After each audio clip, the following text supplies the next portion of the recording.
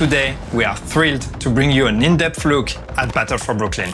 Battle for Brooklyn expands the Division franchise with a gripping new story. Whether you're a veteran eager to dive deeper into the narrative or completely new to the franchise, the DLC has something for everyone.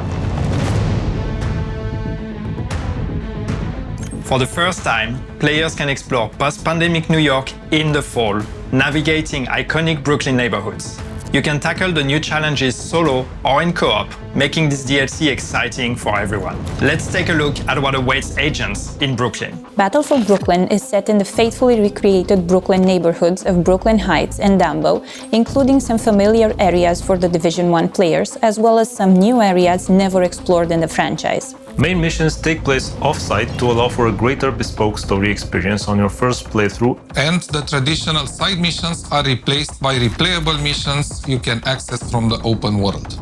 To experience everything that Battle for Brooklyn has to offer, it will take approximately 6 to 10 hours, especially if you want to discover all the activities we have prepared for you, including 4 control points, 12 living world activities, 10 bounty locations, 8 hunter readers, and a new set of collectible bounties. We're going back to Brooklyn because sometimes you need to go back to where you started to see how far you've come. A lot's happened in Brooklyn since the prologue of Division 1. People have moved over, trying to escape the chaos of Manhattan, and they're looking to build a new life, make a change. Coming to Brooklyn in the fall is absolutely significant to our story. It helps us show the passage of time and our characters' and players' evolution as we approach the 1-year anniversary of activation. To bring autumn to the Division 2, we had to investigate firstly the vegetation and the weather. Via the foliage, we are dressing the city in warm autumn colors. For the weather, we have crafted something specific to Brooklyn. We went for a mix of warm weather with golden light and, of course, something moodier to try to capture the autumnal contrasts. For Washington Street, the iconic starting area in the Division 1 overlooking Manhattan Bridge, we wanted it to still feel familiar to the players, but also really show at a glance how time has passed and hint to what might have happened in the meantime. The bridge is the heart of Brooklyn, and the people there have pooled talent and resources that our hostile factions would like to acquire. There, you'll be tasked with protecting the people who built the settlement. Some of the characters you'll meet at the bridge throughout the campaign are familiar faces like Theo Parnell and Dr. Candle, and a brand new face that we've really only heard her voice, Agent Hoskins. When taking Candle from Division 1 to Division 2, we wanted to show that some time has passed. She's still wearing her same old ID badge, but it's now more worn and has some wear to it.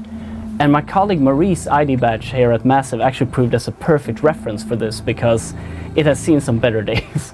When designing Melanie Hoskins, we wanted to make sure that you can recognize some of her backstory and her character design. So we gave her a very cute bracelet that says Mom that she wears that were made by her 4-year-old son Freddie. And throughout Brooklyn, we've hidden all these character backstories in their character designs. The settlement evolves throughout the campaign in multiple stages. What we wanted to capture here is the feeling of community coming together, building and protecting themselves. Brooklyn was hit by the hurricane alongside Manhattan, only here things happened a bit differently. For some areas, the people in Brooklyn have come together to protect the shoreline from the hurricane, so its impact on the city has not been the same as in Manhattan. Moreover, the community has also started cleaning up after the storm.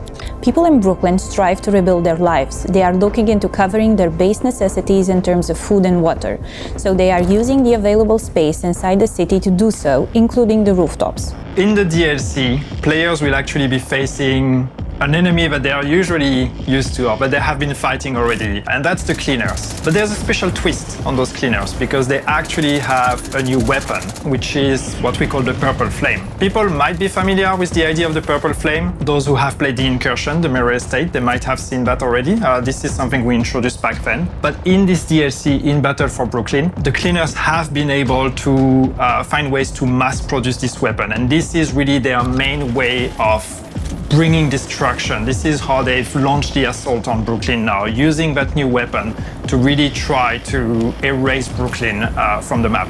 So as an agent, you have to go there, not just face the cleaners as you know them, but face the cleaners with that extra level of threat and of danger because of the Purple Flame. In-game, what this means, basically, is there is a new effect that is added to the usual fire effect you would get from the cleaners. Every time you face a cleaner that uses Purple Flame, you're not only going to be set on fire, but we're also adding a corrosion effect. And this corrosion, what it does is it's basically reducing your max armor. So the longer you engage in a fight against cleaners with Purple Flame, the lower your armor gets. And even if you use armor kits, even if you try to heal, you're only going to be able to go as high as what your new maximum is. And that maximum keeps decreasing the longer you fight them. And of course, this is part of our story. This is part of why the cleaners are coming to Brooklyn, or why you need to go there and stop them, because it's an unusual threat. It's something that even the civilians in Brooklyn are not used to. We're going to have to find out how did they produce it, where are they producing it, and how did they get all the supplies they need to actually be able to mass produce this new weapon. No Division story would be complete without the hunters. In Brooklyn, we have 8 new riddles and 8 masks that you can unlock, if you're willing to take on the challenge. For the Brooklyn Hunters, we wanted their uniforms to actually match their mask designs a bit more than they usually do, and that will also echo into the game design of the puzzles that unlocks them. We wanted to create a cohesive theme while maintaining the amazing classic hunter look. Control points are a big part of the open world. With Brooklyn, we've taken them one step further. Based on faction ownership, players can expect a different challenge every time they encounter the same control points. Each hostile faction has its own unique ingredients. The Cleaners have the Purple Flame, while the Rikers also have some surprises up their sleeve. Players can expect to encounter those new ingredients in every control point in Brooklyn.